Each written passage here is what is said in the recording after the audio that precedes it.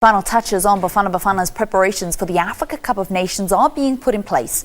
Sheikhs Mashaba and the team arrived yesterday in Gabon for a mini camp before they depart for Mongomo in Equatorial Guinea, where they will face off with Algeria in their first match of the tournament. SABC sport presenter Lindani Mbense is there in Gabon. He joins us now on the line from Gabon. A very good morning to you. Welcome to Morning Live. So since the team arrived, Lindani, what have they been doing? Yes, Valen, thank you very much. Good morning to you. The team arrived 2 nights ago. We arrived to some very humid weather out here in Gabon. But upon arrival that night, we had a huge storm which really cooled things down and, to suit South Africa. But remember that the reason why they came to Gabon is to acclimatize because Gabon is next door to Equatorial Guinea. But, the mood in the camp, it's such a vibe. We get to see this as journalists. You see them at breakfast. We go to training with them. Yesterday they were out at the mall where they had, so many people coming out to see them. It just shows, the recognition that the South African team has gained across the South African continent. But obviously the main thing for the team is going to be to do well at the Africa Cup of Nations, the 30th edition. We know that we've gone through a whole lot of revamps through the structures, getting youngsters in there.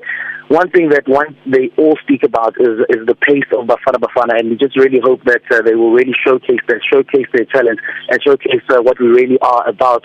And just speaking to the coaches and assistant coaches, they're really confident at least of a semi-final, but they're really pushing it. They're seeing us lifting this trophy come the end of this competition because we are in that group of death, with Algeria being number 1 on the continent, and just to beat them or just to do well in that opening game is going to be vitally important. But the preparations right now, Vaden, are for the game against Cameroon, which takes place on Saturday, which is tomorrow. So the team is just preparing around that, and we had a training session yesterday at the stadium where we're playing. The stadium is in an area called Agunja.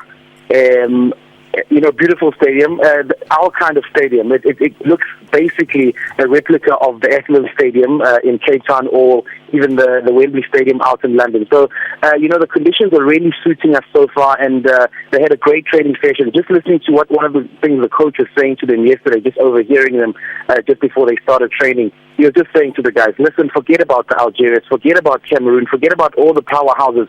We are the team to beat at the Africa Cup of Nations. So we need to go with that in mind. We need to be confident. We need to know our story and know what we're about and where we're going with this Africa Cup of Nations. All right, well, that's a very good sign that you say the conditions are looking good for South Africa. Also a good pitch in something that looks a bit like the Athlone Stadium. They go up against Cameroon tomorrow. There was news out this past week that Alex Song is retiring from international football and will not be a part of the Cameroonian team. So how are the team looking towards this challenge of tomorrow against Cameroon? I think it's always very difficult when you're going to play such a big team just before a big tournament, because people tend to want to take whatever result that will come out tomorrow as how you'll do in the competition. But one thing that's very, very important about tomorrow is, I like to call it a practice match more than an international friendly, is that this is when you fine-tune. This is when you can play your second goalkeeper just in case you need him in the tournament to see his readiness. This is where you play your substitute striker to start, where you can see how he'll be able to fit in. This is where you try the different combinations from set pieces. This is where you try your different combinations between the front pair, the striking pair, the defenders, and the midfielders. This is when you really try to fine-tune things. So I think tomorrow's result for the coach is not that important, but what is important to him is how the boys get to gel in. I'm sure, though, when he starts, he could start with his possible starting lineup for the Africa Cup of Nations, just to see how they go. And then as soon as he sees that things are fine with them, then he'll start bringing in those substitutes and giving other players game time and giving them that feel. Because we remember that 2 of our key players won't be starting in the Algeria game because they're serving from suspension. That will be Matoho and Litoriniani. But yesterday at training, he was using them a lot because he knows that as soon as they've gone through that suspension that they have, from second game onwards, he's going to need them because those are 2 key senior players.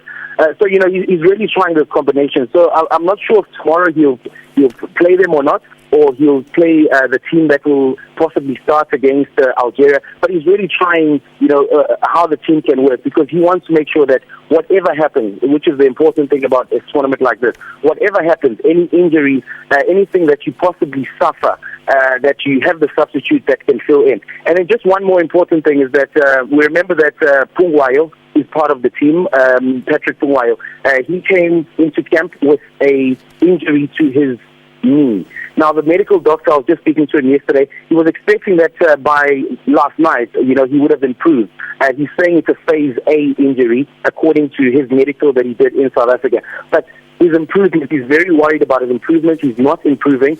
So this morning, he's going to go through for a scan because he's seeing symptoms of a second phase injury, which means, he's not going to be ready for this tournament. So there is a possibility, I'm not confirming to you, but there is a possibility that Pungwayo could be out for much longer than expected, which will be, the coach will be dealt a huge blow, because we saw him in the recent games that he played for Bafana Bafana, how he pushes from the back there, giving them that extra man up there, and defensively he's back there again on track. So he possibly might not play. But again, yesterday he was celebrating his birthday. So, last night at dinner, they brought out the cake. They had a nice thing for him. And, the mood in the camp is just amazing. Okay, Lundani, thank you very much. Just telling us there that Patrick Pungwayo remains a major doubt. So we'll be waiting to hear more news from the Bafana Bafana camp in Gabon regarding his condition. Thank you very much to him. That concludes your sport time now for your headline news.